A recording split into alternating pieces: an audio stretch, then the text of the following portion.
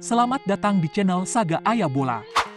Kali ini kita akan membahas bola dalam negeri, yaitu Timnas Indonesia U20 yang sedang berjuang di Piala Asia.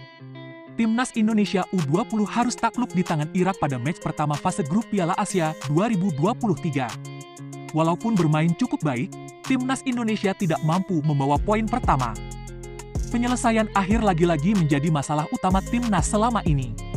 Walaupun sudah berkali-kali berganti pelatih, Timnas belum mampu melahirkan striker-striker house goal seperti zaman Boaz Salosa dan Eloko Gonzalez. Di babak pertama, Timnas Indonesia tampil terbuka dan agresif untuk mencari pundi-pundi gol.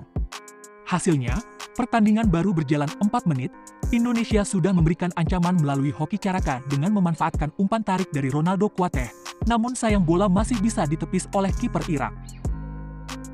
Gak mau kalah, Timnas Irak balik menyerang memberikan perlawanan. Malapetaka pun akhirnya tiba untuk Timnas Indonesia. Setelah membuat sejumlah percobaan, usaha Irak itu membuahkan hasil di menit ke-28. Haider Abdul Kareem berhasil membobol gawang Indonesia setelah mendapat umpan tarik yang diberikan rekannya di dalam kotak penalti. Skor berubah menjadi 1-0 untuk keunggulan Irak. Walaupun tertinggal, Timnas Indonesia belum patah semangat.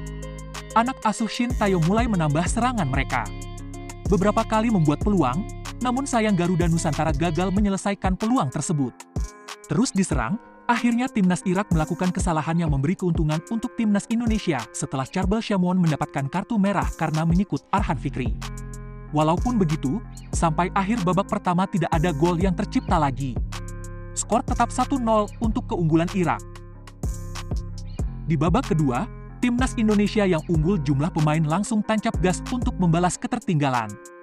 Namun, dengan kualitas yang Irak punya, mereka berhasil menahan gempuran dari serangan Timnas Indonesia. Walaupun 10 pemain, Irak malah bermain terbuka seperti masih bermain dengan 11 orang. Akibatnya, Indonesia malah hampir kebobolan setelah Frenny Misa melanggar pemain Irak di kotak terlarang. Untungnya Abdur Razak yang menjadi eksekutor tidak menjalankan tugasnya dengan baik sehingga keunggulan Irak tidak bertambah. Menggunakan strategi serangan balik, Indonesia dibuat kerepotan oleh Irak. Di menit 85, Indonesia terkena serangan balik dari Irak setelah Hugo Samir membuat salah umpan dan penyerang Irak mampu merebut bola dan berhadapan 1 lawan 1 dengan Dava.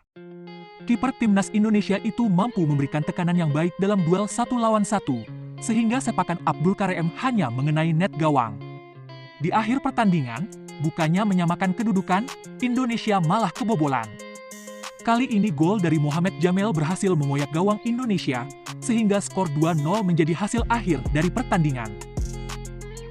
Dengan hasil ini Indonesia harus puas di posisi 3, setelah Irak dan Suriah.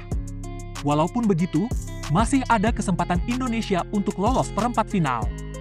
Jika Indonesia memenangkan 2 laga sisa maka poinnya akan menjadi 6, koleksi poin Timnas Indonesia di atas bisa disamai Uzbekistan dan Irak andai Uzbekistan menang atas Irak, plus Irak menumbangkan Suriah di laga pamungkas. Untuk menentukan tim yang lolos ke perempat final, AFC akan membuat klasemen mini.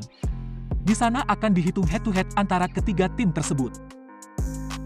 Karena itu, Timnas Indonesia otomatis lolos ke perempat final Piala Asia U20 2023 jika memenangkan 2 laga sisa, plus di laga lain Irak tumbang dari Uzbekistan dan bermain imbang atau kalah dari Suriah di pertandingan terakhir.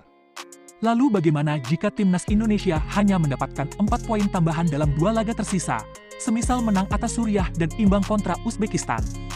Timnas Indonesia masih bisa lolos, asalkan Irak selalu kalah dalam 2 laga sisa mereka.